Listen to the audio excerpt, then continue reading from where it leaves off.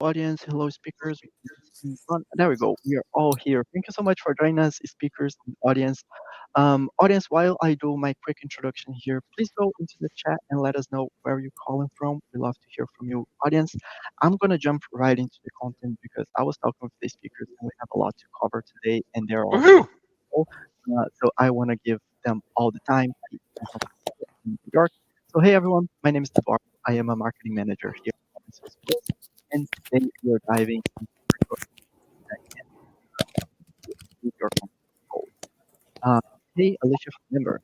Um, so we are here with all those great speakers, and they will share everything they know with you, audience. So that's very exciting. As I mentioned, I'm a marketing manager at Modern Sales Pros, and we are the world's largest and finest community for more than 35,000 members. Can you imagine that? In sales management, leadership, operations, and enablement. We are all about taking the road less traveled and bringing you along for the journey. Our mission is to help you tackle tough questions and discover opportunities you might not even know exist. And we do this through vibrant live sessions like this one you're about to experience. We have an engaging online forum.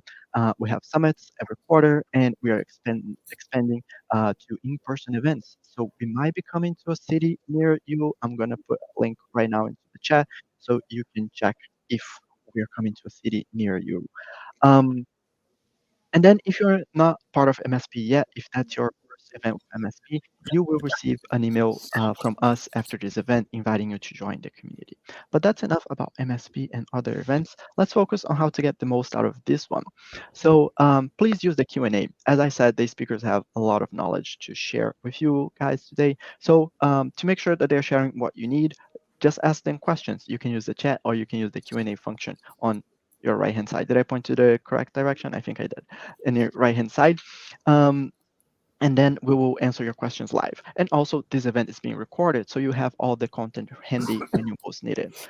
One thing I didn't mention is that MSP has the best partners ever. And today we have GTM Buddy here as our partner sponsoring this event. I have Ron from GTM Buddy here with us. Hey, Ron, can you introduce yourself and tell us a little bit about GTM Buddy?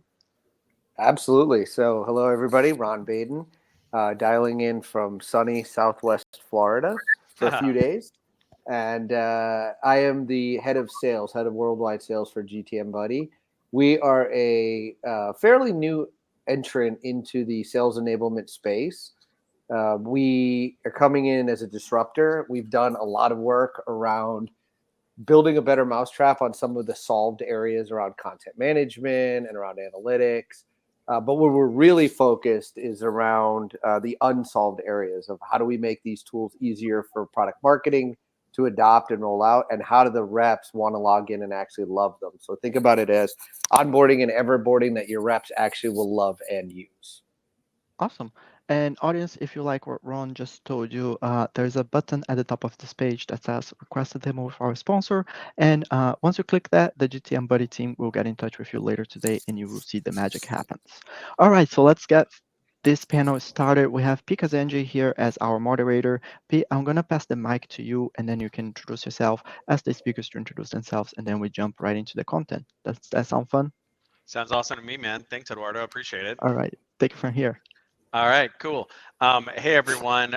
Pete Kazanji here. I'm one of the founders of Atrium and also a founder of Modern Sales Pros. I'm super pumped about the session we're going to be talking about today, mainly because I just think that the notion of like deal management and kind of essentially like where deals get stuck and where you can unstick them is a really it's a really challenging topic for managers and for operations and for leaders, and it's really kind of an unsolved problem, aside from just saying, hey, you should only hire senior reps who like know exactly what to do in every situation here. So I'm super pumped for us to talk about that today. For folks who don't know me, I'm one of the founders of Atrium. Atrium makes a data-driven sales management software that helps sales organizations improve rep performance, rep attainment through automated accountability and kind of coaching. And I also started Modern Sales Pros. So as Eduardo was noting earlier, 30,000 person sales operations, sales leadership community. So got a bunch of great folks who are here today. We'll kind of go in reverse order here. And actually, I think what we'll just do is we'll just drop the slide here in a second. But Adam, maybe you can introduce yourself really quickly. Adam's not too far from me here in San Francisco. Adam, maybe you can kind of share with folks what you spend your time on at Deputy and some of the roles that you've had before that, just so they kind of understand the sales motions that you're intimate with. Yeah, you bet. Really happy to be here, everybody. Thanks, everybody. My name is Adam Ferris, like Ferris Bueller, Ferris wheel. I'm calling in from San Francisco at our HQ here at Deputy. I'm right down the road from Pete. I invited him over for a beer after work, and all of a sudden his calendar's too filled up. So I'm taking a red eye to Atlanta tonight, man, and I haven't packed. Okay. Yeah. So I'm a multi-time go-to-market leader in B2B SaaS, Series A to public. I've had 2 exits. I do a lot of advisory work and some investor in a couple funds. And now I'm spending my time at Deputy as the head of sales here of Americas. And we are a Series B Australian company. We're going to get to unicorn status, American unicorn status shortly. And we're a time and attendance platform, labor forecasting, auto scheduling, fair work week, and compliance for companies that hire shift workers. And there are a lot of them in the world. So happy to be here. Yeah, turns out there's a lot of those folks. Okay, wonderful. And then Walter is joining us from España. Normally he is in Mexico, but right now he is in España. And so Walter works for Winning by Designs. I'm sure if you haven't been hiding under a rock, I'm sure you've seen some of Winning by Design content, right? I think I literally was referencing the revenue bow tie on a call earlier today. So Jocko and friends. Walter, why don't you introduce yourself? Kind of share with folks what you spent your time on there at WBD and like maybe some of the other things that you've done before. Yeah, absolutely. I definitely try to stay close to Spanish-speaking countries and warm weather. Obviously. For things that, yeah, for sure. So my background is in consulting and Series A through C startups. At some point, I came across Winning by Design, and I just fell in love with what we do here. So I'm a revenue architect, Winning by Design, which is essentially a recurring revenue go-to-market consulting and training firm, which means that we essentially help clients diagnose their go-to-market engine and then help design how to either evolve the go-to-market motions or fix them, and then finally implement and train the team on that. So the company as a whole has worked with hundreds of clients and founded in 2012 has been a great witness of all the evolution in the market over the past over 10 years. And so we're very excited to see the trend in the market and the transformation. These are very exciting times. So very much looking forward to this conversation here today. Nice, I love it.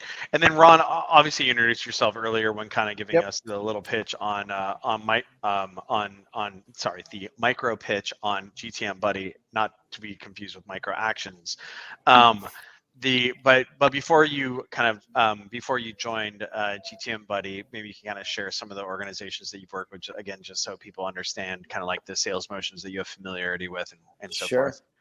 Yeah, absolutely. So I'll either say, based on this next comment, I'll either say I'm a legend or I'm old.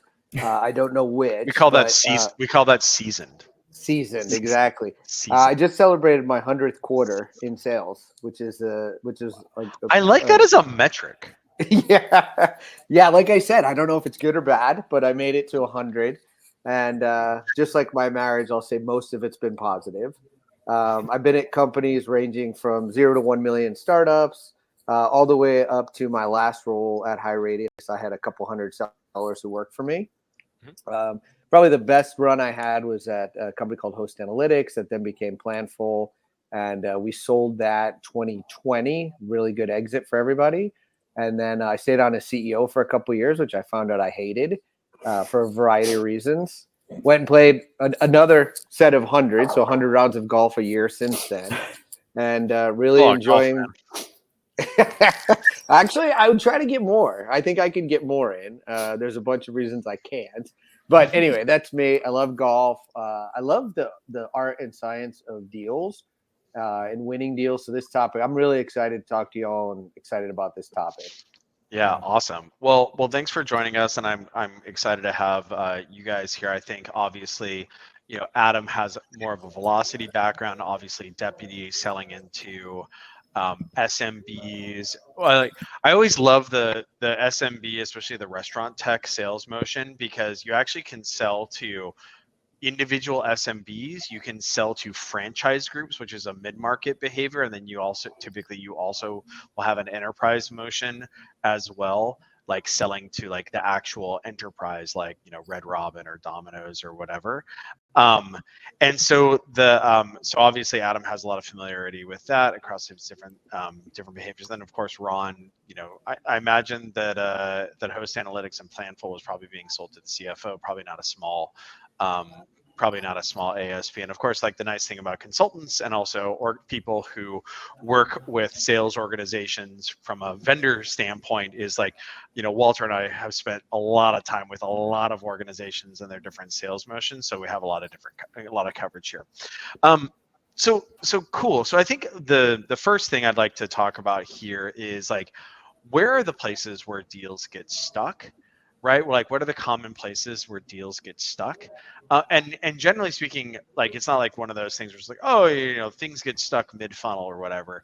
I think probably a helpful thing to talk about is how you can figure out where your deals are getting stuck in your sales motion.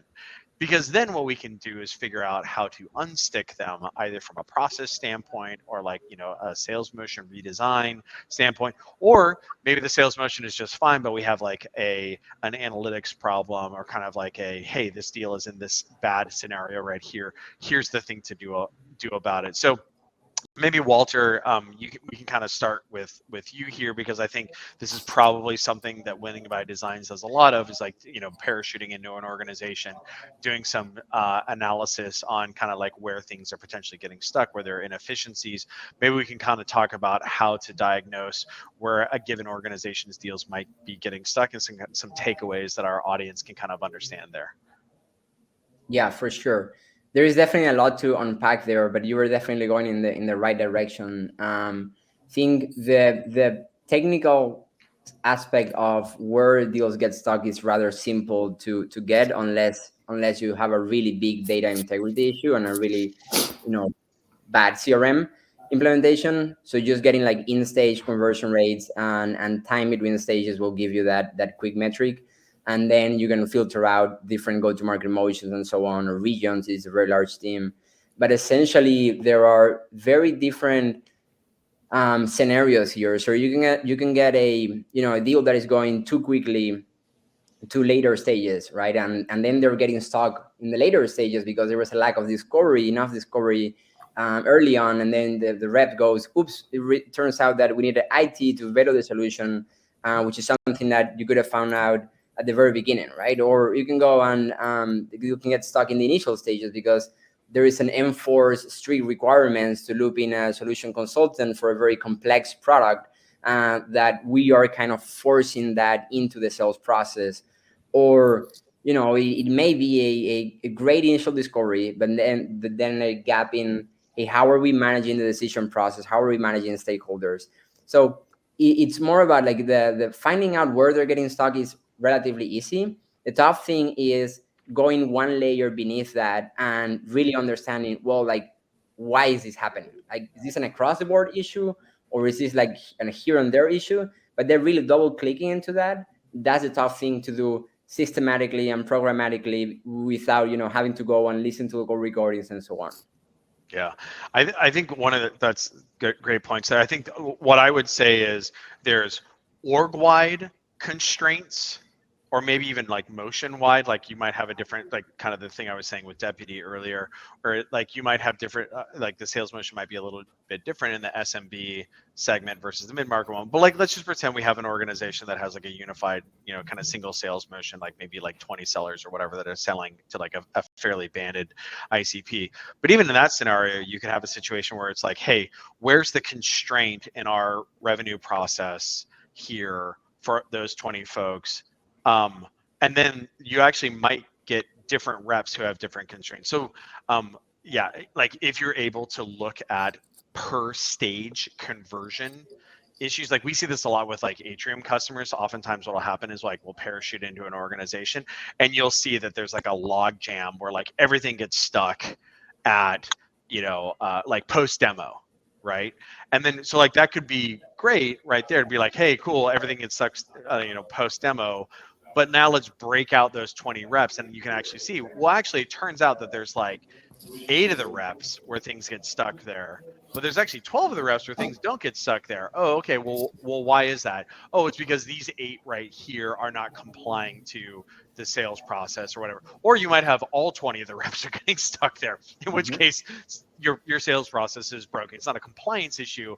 It's more that there's like a process, like your actual stages and kind of like your sales motion is like less defined there.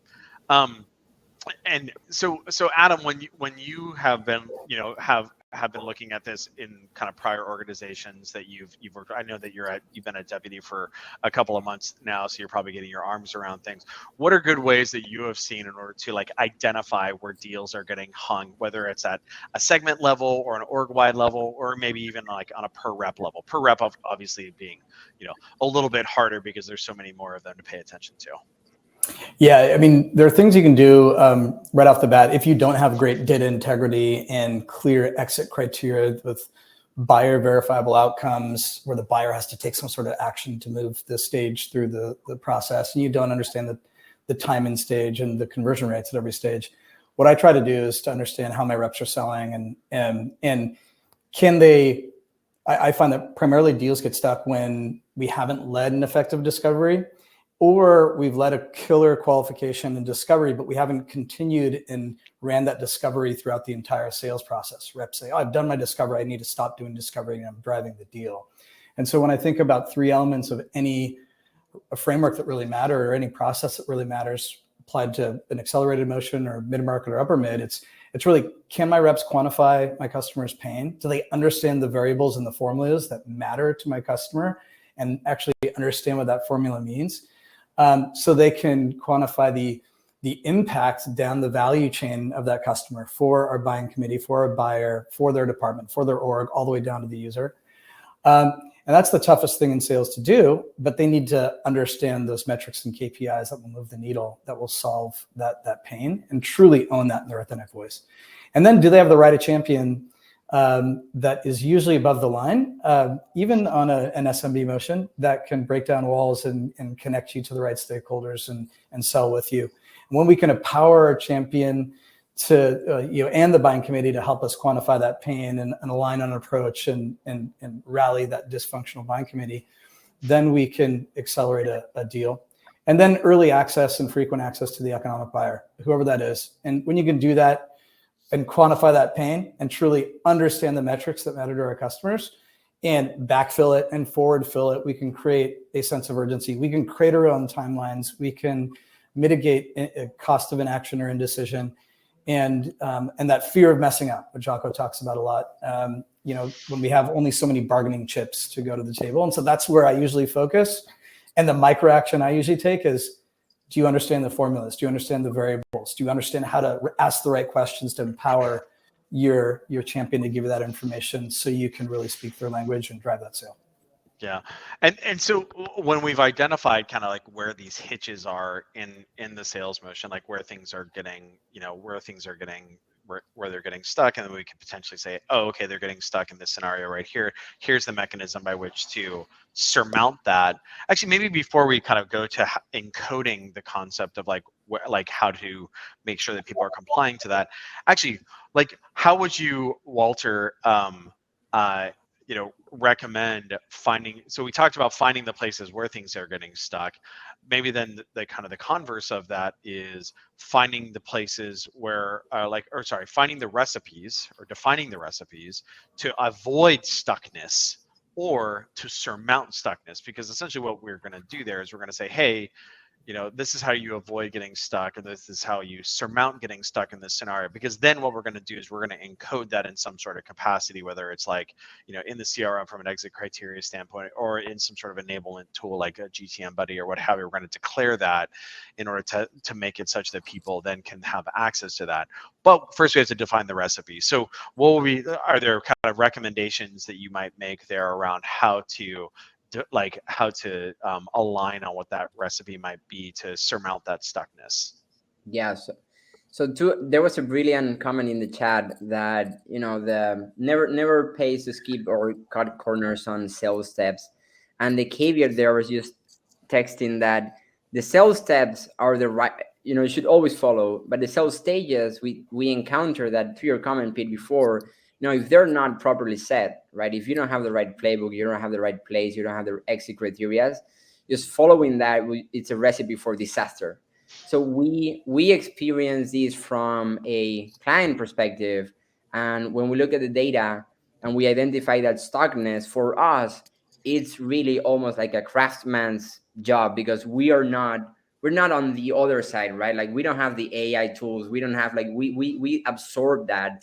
And for us to assess that, it's really about, we actually go in there and interview the reps and listen to the whole recordings, and some of that stuff will be replaced in the future, right? That's our kind of journey.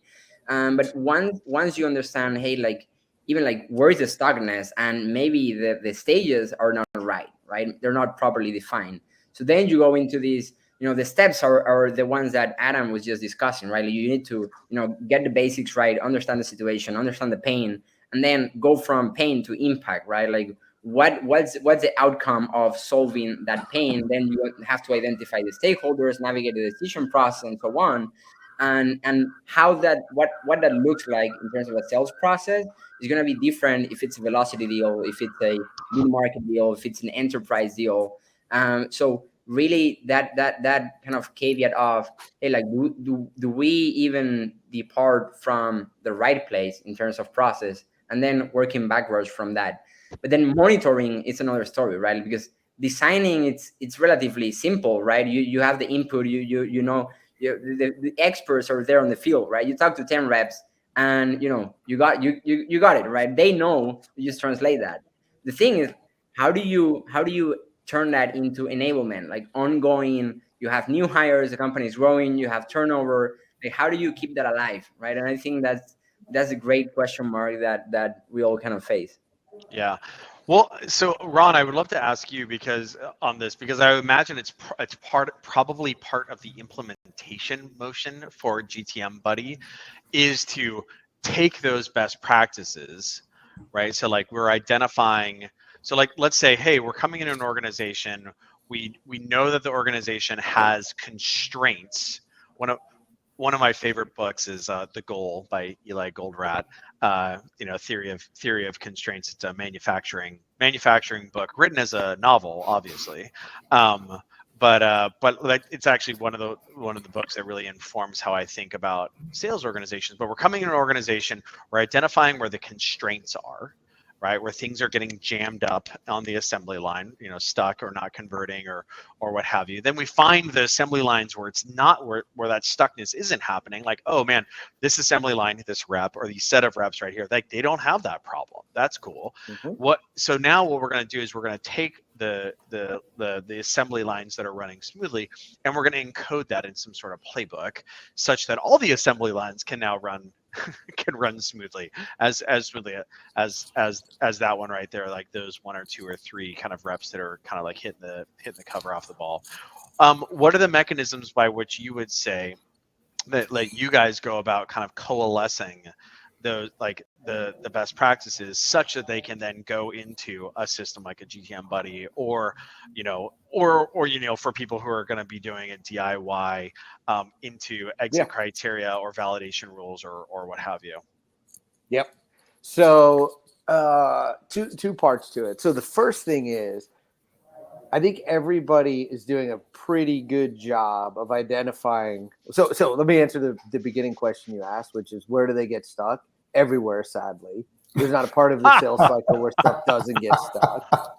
And why do they get stuck? True. Part of it is, yeah, but why? So part of it is, do we identify we have bad players, or do we identify we have bad plays, right? Like those are the two things that are in the sales leader's control. Is it my player who's causing the problem, or is it my play? The part that I see people don't do enough on, and they just like, it's bizarre to me because I do a ton of it. But if you look at a football teams are the most like of sales groups of anything out there that you could say is similar. And they go grade players and they go put them in the right spots. And then they take tons of game film and they give them a playbook and they train them. And so they give them plays and they go run the plays. But the biggest thing they do, their analytics team on how they performed are bigger than the coaching staff, because they want to know, did it actually work? Was it the player? Was it the play? Were they tired? Was it the situation?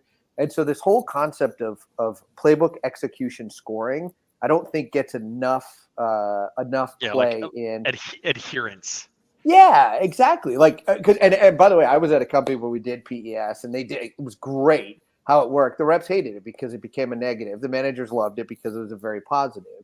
But what we look for is, and the fallacy of sales, by the way, is that people think you ran a great discovery call and that led to winning the deal.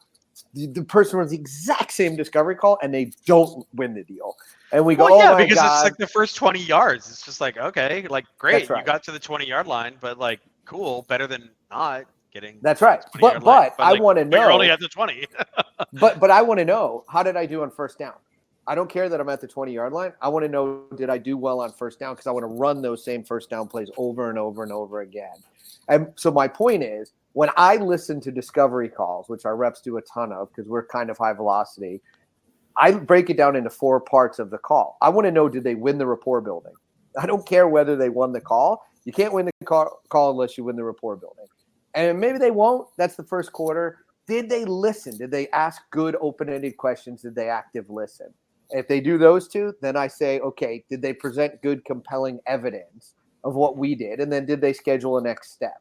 And if you do those 4 things and you have a rubric and a score, then you can actually look back and decide, is it the player's not executing or do my plays suck? And so I don't think people spend enough time of doing 2 things. One is just pure scoring, the analytics of these micro conversions to make sure that we're doing the right things. And oh, by the way, how do those right things translate to getting them to other people? Snippets from the gongs and choruses of the world. Like, how did that get out there? But also, I don't think anyone scores stages. Everybody's talking about play scoring and call scoring. But what if somebody in your playbook has to run a good call and send a piece of content and send a piece of social proof and write a good email? If they do all 4, you can expect a good outcome. But if they do one of the 4, you don't expect as good an outcome. So I think people need, sales managers, enablement teams need to focus more on what's the execution score of the players and the plays, because we're all spending a ton of time on the players and the plays. Mm-hmm. Yeah, I like that, and I want to. Yeah, it's essential. I like the notion of a playbook. Like a play is a series of actions, right? Mm-hmm. If you decompose Yep. the play. Right, so it's a set of actions to extend the football metaphor. You use football metaphor, you use recipe metaphor, or what have you. To extend the football metaphor, like the snap has to happen, this person has to move this way, the handoff has to happen, this person has to block, et cetera, right? Like, right. First we crack the eggs, then we put them in the bowl, then we put then we put the chopped butter into that. But if you put the chopped butter in first and then put the flour in, but then put the eggs in, now it's broken. Right now it sucks. And so I think that's actually, it's like a series of actions that have to happen in the right order. And I think your point is well taken, which is it's kind of like a data model thing. So like after this, the meeting has to be conducted this way. Before the meeting, you have to prepare this way. The meeting has to be executed this way. And then after the meeting, like these are the things that have to happen. And I agree with you, again, to kind of like use the play rundown, or kind of like the football analogy there. They do a bunch of recording of that. Like, cool. So in that situation right there, you like the blocker wasn't in position appropriately when the running back got the handoff, and as a result, that's why that's why this play was broken, right? Or in this situation right here, like, or this version of that play, a separate instance of that play was also broken, but it was broken in a different way, right? Yeah. And I think that people don't like focus on the compliance of like, did the actions happen in the right order at the right level? And I think probably the reason why is because, instrumenting that compliance is very difficult. People can listen to calls and see, and especially now with AI stuff, we can say, hey, like, did we have good compliance on the 5 discovery calls or 5 discovery questions that we hope people would ask? However, that's just one type of action that happens in this play, which is called a first meeting, right? So I think that's a very fair point there. I want, like, the way, because I'm pretty anal. The way that I have done this historically is I have all of these meetings like documented as how they are supposed to be executed, but it's of course all Google Docs, and it's like, hey, here's what's supposed to happen in the 15 minutes beforehand. And of course you have to inspect that. I tell my reps, I'm like, look, if you guys don't have 15 minutes prep before, like, if you have back-to-back calls with customers, I swear to God, I'm going to take your laptop and I'm going to hide it from you. Right? Because you need to have 15 minutes before the call, because and then, by the way, here are all the steps to doing pre-call planning and looking at their LinkedIn profile. Like, I have all of you guys' LinkedIn profiles right here up on my screen right now because I did my pre-call planning before this conversation. Anyway, but the point is like, I like document that stuff in a Google Doc, which of course has like the compliance of, like, I don't know what bad compliance would be. Like, I have a 6-year-old. A 6-year-old spun up on, like, after a bag of Skittles, right? Like, obviously highly incompliant to any sort of directions there. How do you drive compliance, assuming that you have that play well declared? Maybe Ron, we can kind of get you to kind of chime in on this, and then Adam, and then Walter, we can talk about that. Yeah. So the first thing is, I tell my reps every time is failing to prepare is preparing to fail. Like, they know they have to prepare. Because every great thing that's happened in the world. I mean, I love comedy. I like stand-up comedy. I don't like improv, because I don't want, like, improv. You shout stuff out and how many of us want improv from our salespeople? We don't want them improv. That's where stuff fails. So we got to give them a script. They have to prepare. But the thing about writing plays is everybody writes the play.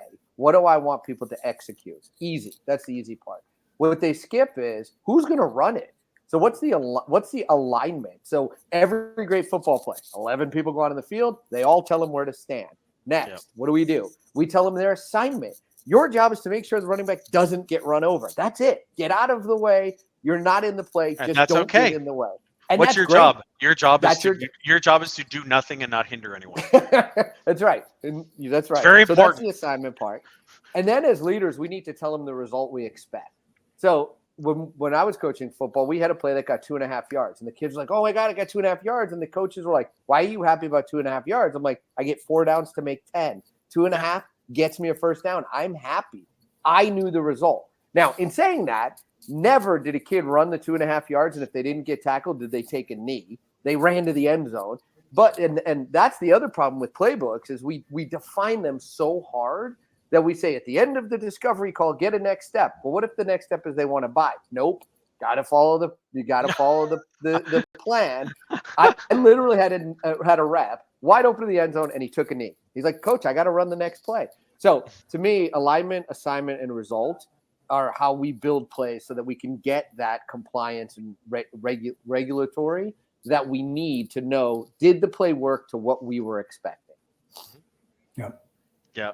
Adam, how would you, what are kind of some recommendations you would have around like driving compliance on kind of like components of a play? Yeah, let's continue down the football rabbit hole. The analogy, like you're creating clear expectations. You're writing the plays. You tell them to execute. What do you want your competition to do? What do you want your buyer to do? And how can you create? It quickly becomes unscalable if you have to be that coach for everybody. So how do you layer in AI to help give your reps that context and reinforce the what's in it for them and why they need to know that thing and execute on this play? And so I was coaching one of my portfolio companies said, "Hey, can you do some coaching with my AE?" And I said, "Cool. What are you selling?" and they're selling to salespeople. And I said, what's the formula that matters? And they said, sales velocity. And I said, cool, rep, walk me through your play and what sales velocity actually means. And he kind of understood that opportunities times ACV times win rate divided by sales cycle, but he couldn't articulate what that actually meant and how he would quantify that in his play, and ask the right open-ended questions to get the information to go amplify his customer's pain. And so when you layer in AI and help democratize and help everybody execute that play, ask the right open-ended questions, and that AI layer is giving the rep context. So every day they're reinforced what that velocity metric means and how it matters to their customer in the system, in the tool that complements the playbook. Then that's how you create self-coaching in the moment. You can create peer-to-peer coaching from that and build this culture of peer-to-peer coaching. And you can understand what's working and what's not and kind of optimize your plays with the best players and get 3 yards instead of 2.5 yards. So you get that in 3 downs instead, yeah. Well done. Right. That's the way I think about it. Right. Walter, what would your recommendations be around, driving compliance and inspecting compliance on these plays? And again, but again, like the micro components of that, or micro conversions is what Ron was calling. I'm going to steal that from you, Ron. But like the micro components, not like driving compliance on, the stage criteria or what have you. Yeah, I think I'm gonna turn old school and traditional here for a moment. So Medpic? we no Spiced. kind of Spiced. joke. Yeah? No, it's really about, we see a nasty world out there. Like, you have to take a step back. Most of our clients are companies that have grown up really fast, which means that as a founder, you have to figure out a ton of stuff, the product, the people, the go-to-market motion, and by the point you're at, I don't know, like a decent couple of million ARR, like there is so much broken out there that the whole company has to prioritize, hey, like, where do we invest the money, right? Hey, like, and that's true for the finance and for sales and marketing and everyone. So it's, I think a few years from now, we're gonna see more and more of that sophistication, and more of that, coming back to the question, hey, like, how do you enforce, how do you drive compliance? What we have seen work out there, and here's where I turn old school, is the managers being holding the key to that compliance. When the middle frontline managers start getting it, that's where really the whole game changes. That's where they start coaching. That's where they start asking the questions that they start nudging their teams to go and say, I screwed it up. I'm gonna do it like next time. And I think someone was saying that, hey, like, just because the play doesn't work once, it doesn't mean that it's a bad play, right? So I think the frontline manager holds the key, and we've seen this, and we have transitioned our product offering to empower the frontline manager. And as long as we keep providing them with the tools, I think you have the play, you have the playbook, but they are the ones that are having that conversation with the team. Like, we don't have to forget, like, the sales team will always be fed from young people that are coming fresh out of their first, second job, and they need to be taught, like, how do you do this, right?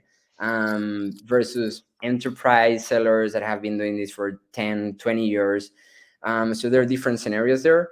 But my sad answer, in a way, against like the topic here, is frontline managers. And then there is a like to me, there it feels like kind of like an inception, kind of a dream within a dream, like a play within a play. There are some things that are foundational, right? Like, hey, like, did you get your tone right in the call? Like, are you approaching the client in a way that feels right to them, right? Versus being self-centric and having a tone that doesn't resonate. Like, there is a skills layer, like active listening, Ron was saying, versus take a step, like 5 steps above that level. And if you're closing this line of thought with the football analogy, if you're facing a team that is very aggressive, right? That's gonna be completely. At least I'm thinking from a football, soccer, because I'm not familiar with the like. But if you're up against a team that is very aggressive, that's going to be a different scenario versus a team that is always holding back in their own court and letting the ball to the other team. So there's like a macro, like what are we up against in this deal? Like who's our champion? Who are we engaging in those first calls? Who are the gatekeepers? And there's like a deal orchestration that is a higher level play, so to say, versus in like micro action, like every meeting by meeting value exchange that needs to happen so that you earn the right to have the next conversation and the next conversation and the next conversation that eventually is going to get you to the close. And that was a very long answer to that question. Yeah. So Good some answer. of the things that I like to do here is just to like make it as simple as possible. So right, like if you want to make sure that people can follow the recipe, then like having it available for them can be very easy. And then you might say, oh, okay, well, like, having it in a Google Doc as an example is easy. No, it's not easy, actually. Turns out that like reps will forget about where that is and they won't be able to access it. And they're like, hey, where's that thing again? It's like, oh my God, dude. Like, it's right here. It's right here. You were supposed to have it bookmarked, et cetera, et cetera. But even in that situation, you can oftentimes like, make things into like a worksheet. So very simply, I have we used to have pre-call planning worksheets at my last software company, TalentBin. My mom is a kindergarten first grade teacher, was a kindergarten first grade teacher, and then a professor of education. So I'm a big worksheet fan, right? And like every rep would have a stack of pre-call planning worksheets just sitting on their desk right there, and they would like take one off the thing, and it's like right there, and like they can just go through it. Like maybe they would like kind of skimp on it here or there, like of course they would, right? Because like they're running around with like their hair on fire, right, or they're hungover from their hinge date last night or whatever. But essentially, just like having it right there available for them can be very helpful. That's the first thing. And of course, there can be digital versions of worksheets and so on and so forth. But like making sure that it's declared accessible. And then the second thing is like distributing out the information that is generated as a result of like compliance on those actions. And so like probably a great example of this is like the CRMs are good at this, where like you can do structured capture of data. But one of the things that people do a really bad job of is distributing that captured information after the fact, or sorry, even during the fact. Because if you distributed it out, and not just to the individual or to their manager, but like more to like the community of reps, there's kind of like compliance baked into that, right? So like when somebody like creates an opportunity or like close loss an opportunity, if you want to have good close loss notes and good close loss reasons, like compliance there, like distribute that out via email and distribute that out via Slack as well. And then moreover, so like now it's actually like there's sunlight on it, and someone can say, hey, you know what, like, wow, those costs, like, privately, wow, those closed loss notes were like kind of bullshit. Like, I need you to go back and like and zhuzh those up, right? But like now people know that there's actually going to be eyes on the things that they're doing, whether it's like their pre-call planning behavior or their post-call notes behavior. We do this with our SDRs when they create an opportunity. There's a template associated with the opportunity creation notes that gets broadcast out via email and also via Slack as well. All those things can be very helpful for driving compliance in the moment, right? And it's not, and then because the rep knows that it's going to be distributed out, when they're sitting there like, man, I really kind of like want to see what's happening on like work Facebook right now. Sorry, LinkedIn. They're actually like, no, you know what? I actually need to do my pre-call planning thing right now because I know that that's going to distribute out to the rest of the team. So I better be nice and compliant on it. Adam, you had something you want to add there, man? Yeah, I mean, I'm thinking about another micro action you can take that will complement any. So let's say you can articulate your stages and steps, customer verifiable outcomes at each step as exit criteria. Let's say you can apply that to your motion. Let's say you can train your reps and say, here are the expectations. You're going to go execute the plays, and here's the result, and here's what's in it for you. And we're going to be tracking these 4 things at each step, and your buyer has to take these. And then you make it publicly available and disseminate it via email. It's a Google sheet. You have all these account planning playbooks and the criteria at each stage they need to follow. I'd say like if you can complement, and then you apply an AI layer to score individuals, their adherence to each step, and then make that publicly available and transparent and celebrate how the team's doing and how ICs are doing, so you know to coach individuals in the team. But then when you come to a pipeline meeting, that document with the exit criteria should be up front and center.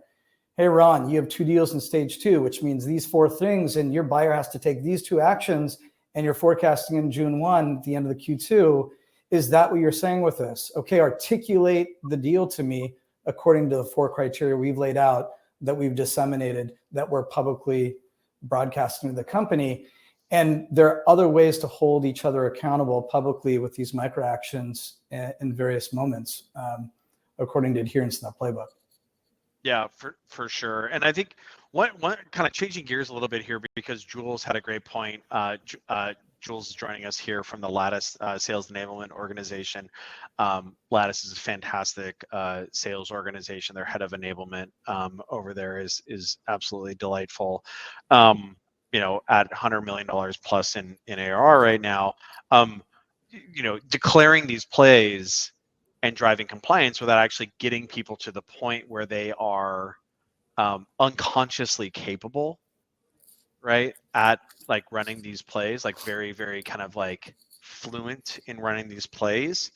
So say like expecting people to do that is, it's okay. Like if you have the recipe declared, cool. No recipe, wow, awful, right? Recipe declared, okay, cool. Like declared and like easily accessible, but running that like person through the recipe a bunch of times, very frequently we don't do that. And this is something that has historically driven me nuts, because I am even though I don't look that way now, I am an athlete by background a long time ago in a galaxy far, far away. And we do that, right? And the same is true in, I'm so glad that like the TV show The Bear came out, right? Or my son really loves Ratatouille, right? The movie. But like people don't freestyle at like a Michelin style restaurant, and moreover, they don't come in and like they've got the recipe there and they're like, all right, cool, like let's go ahead and make it right now just once. It's like, no, they have to make it 20 times until it's flawless before you're allowed to put that in front of folks. And I feel that in most of our sales organizations, we do a really poor job of this. One, yeah, it's also tough because like, at a restaurant, dinner service is at 6 p.m. to 10 p.m. or whatever, and then you got the rest of the day. Whereas in sales, like our whole day can be used for selling, right? Or, in football, we've got the whole week where we can practice, and then we play on Saturday. If we're in college, we play on Sunday. Whereas again, in sales, like, as during like any business hour could potentially be a selling hour, right? And so like having the rigor to carve that out can be very tough. Then I think there's a secondary problem. So like I actually think that the secondary problem is the bigger problem, and we just like use the first problem that I was just talking about, like the carving out time to like make up for the second problem. I think the second problem is that managers are very, very hesitant to have reps do practice and like sit there and be like, cool, do it again. Cool, do it again. I think people just like they just sit there and they just clench and they're afraid of it. Versus, and anyone who's an athlete historically is just used to, it's like, great, go ahead and run that route. See, like you actually kind of like you didn't cut right there. It's okay, let's run it again. I'm not mad at you. Let's go, right? And so I wonder how like there are ways, like once you have this recipe declared, right, such that you can drive compliance on it, then like let's run people through the recipe a bunch of times. Right. And through the micro recipe, like, hey, this is how to open a call. Crew, you're going to open this call 20 times. How do you facilitate that? Yeah, and Pete, one thing, if you don't mind, you didn't call on me, but if you don't mind, I'll jump in. No, go crazy. So at all those restaurants, the common theme is there's a person, the chef, who tastes the meals before they go out. Yeah, like totally. I've watched it. Practice, we taste it as a group, then we go to dinner service, and hold on, let me taste that before you send it out. Their name on the door. Right, no good, send it back. Right, they never let the consumer see that. Number one. Number two, in plays and in it is. But also if you look at like in a play, they don't just practice, they do a final dress rehearsal. Let me see you do it as you're going to do it in the game. No more practice. I want to see you do it in the game. Football teams do the exact same thing. I want to certification. Yeah, but so I've seen tons of managers coach, and we'll get on a prep call for a demo, and they go, "Okay, you're talking first, and you're talking second, and then you're going to say this, and you're going to do that." And I'm like, "That's great. I want to hear the words.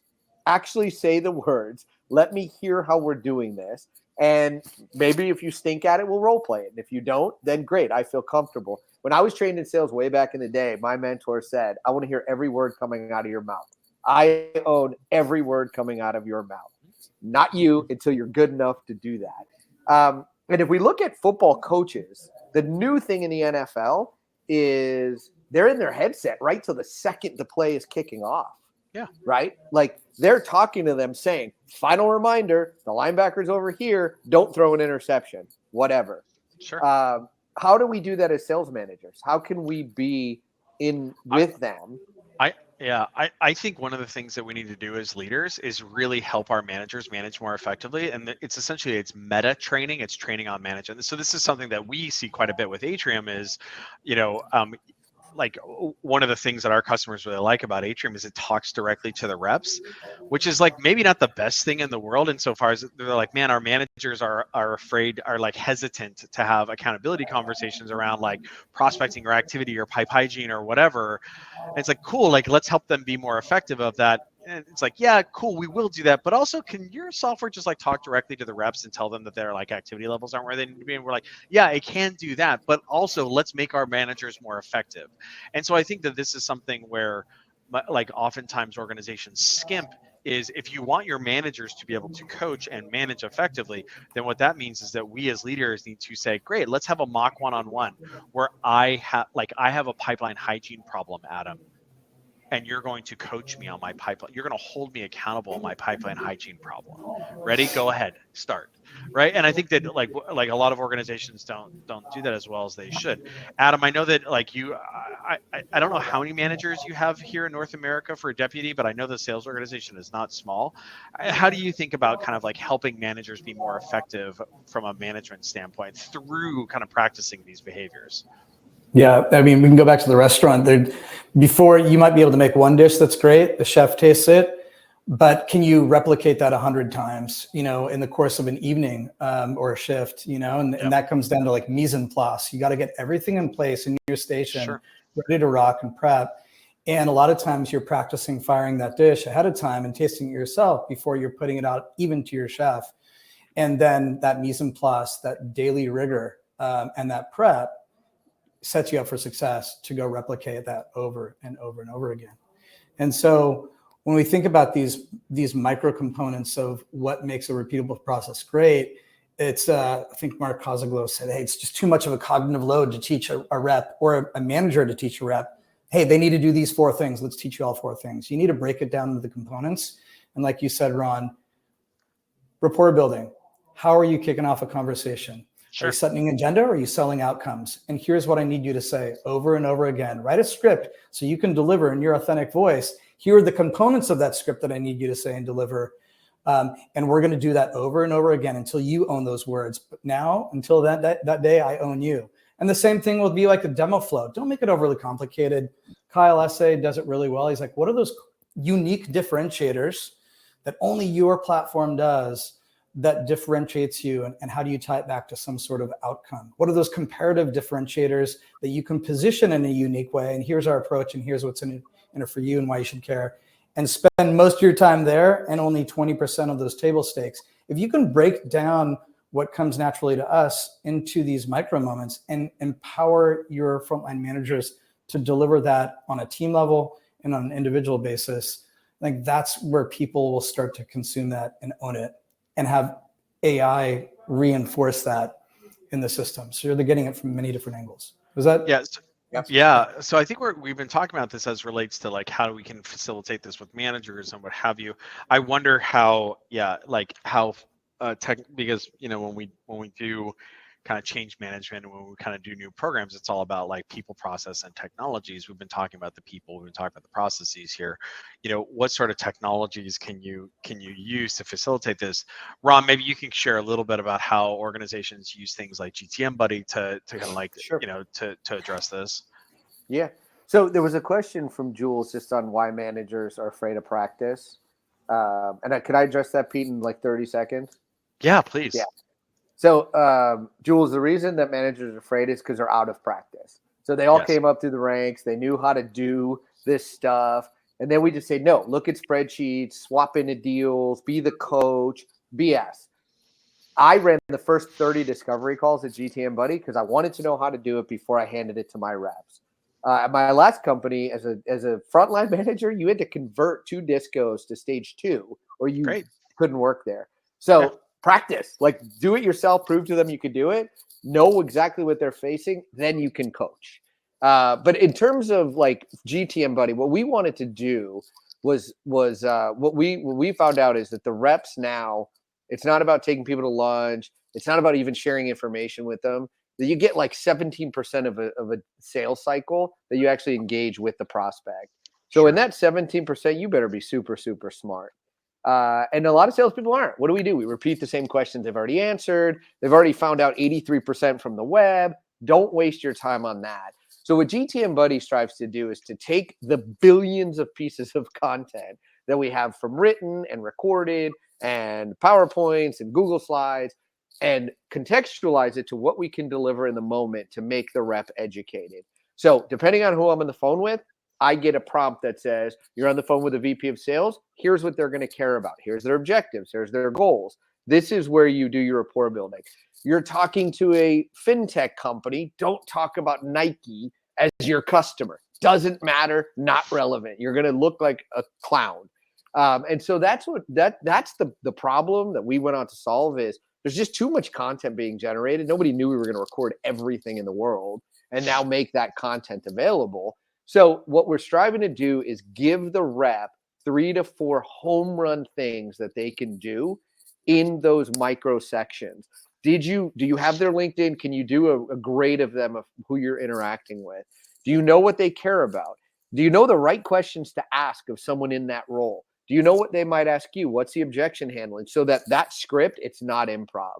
So how do we do it? We take away the nonsense of writing a script. They're just reading it and learning it. We take away some of the, well, I got to go back to the CRM and update it. We're doing CRM updates so that they don't have to do that like non-value add work. That's value add for managers. And so that's what's changing in the industry is a lot of the grunt work is going away. The AI is what's really driving. It's augmenting, not changing. We're not going to get rid of reps. I think that's crazy. But the level of education they can get. And so the one thing we've done right as sales leaders, we gave everybody onboarding buddies. Awesome program. First 30 days, we give you our best rep, super smart. You sound like a genius. Then day 31, you're an idiot again. You go back to being dumb. So we got to give them tools to mimic that onboarding at scale. Yeah. Love that. We need to talk, Ron. Awesome. Yeah. Well, I think we're kind of coming up on time here, folks. But any kind of parting shots you guys can kind of offer our audience here as relates to, defining what those playbooks ought to look like, those components of the playbook, making sure that people are competent at executing the subcomponents of those plays, and then authenticating, right? Authenticating compliance on the execution of those playbooks. Any sort of things that you guys would, I think the big thing I would say here is like, one, making sure that it's defined, making sure that it's not like there's not 10 steps per per play, right? Because those plays are going to be the ones that have a proclivity to fall apart and break down. And then the second thing I would say is, just make it easy for information to distribute in the process of the play happening, because that way it doesn't have to be a whole thing to like, I'm going to put on my inspection hat. By the way, you still have to put on your inspection hat at some points, but if the inspection can kind of happen in the flow of work, that can be very effective. Walter, what would kind of be your takeaways? I think the managing the, I know the topic is the micro actions, merging both the macro, like the deal type, the end to end, what game are you in, with the micro plays, And then for each play, you're going to practice and you're going to get one piece of the play right. And then you're going to get the next piece of the play right.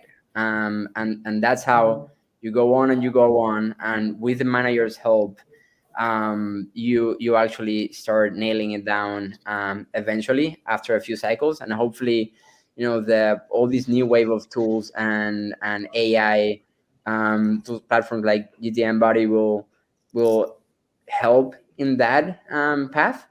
But pretty much the human component is key here, and I do believe that frontline managers, the managers, getting them to feel comfortable and knowing how to coach are kind of like the keys to all this.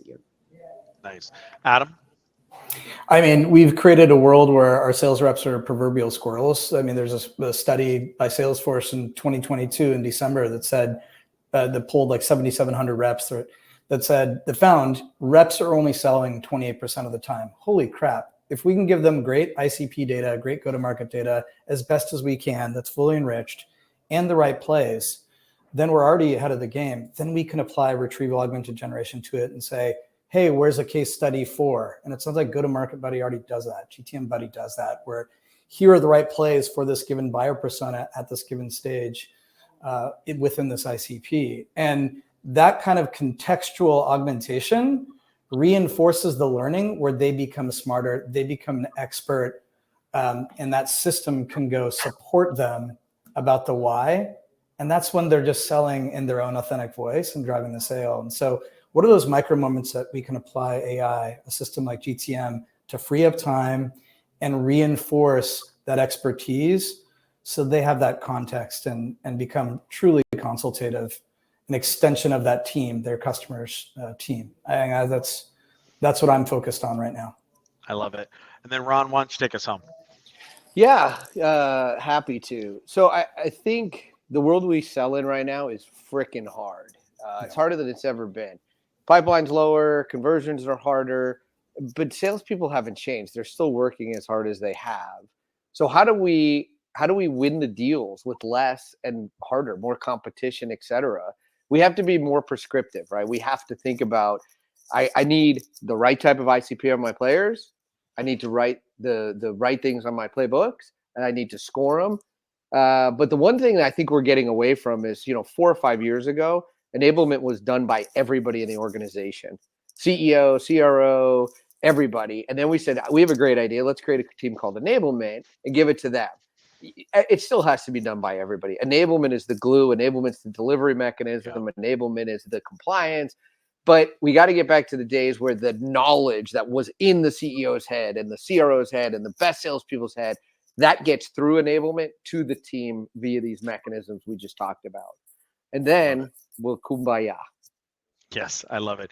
Yeah, and then I think that's one of the things that we see in our customers that really helps is that the more that enablement can help facilitate that with management and make managers, use managers as the tip of their spear and think about themselves in the manager enablement business, right? Like both being more effective managers, having those one-on-one conversations, having those hard conversations, allowing them to drive compliance, things like that. But then also using them as the tip of the spear to actually do the enabling of the reps themselves, right?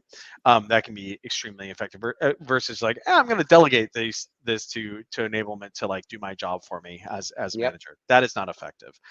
Wonderful.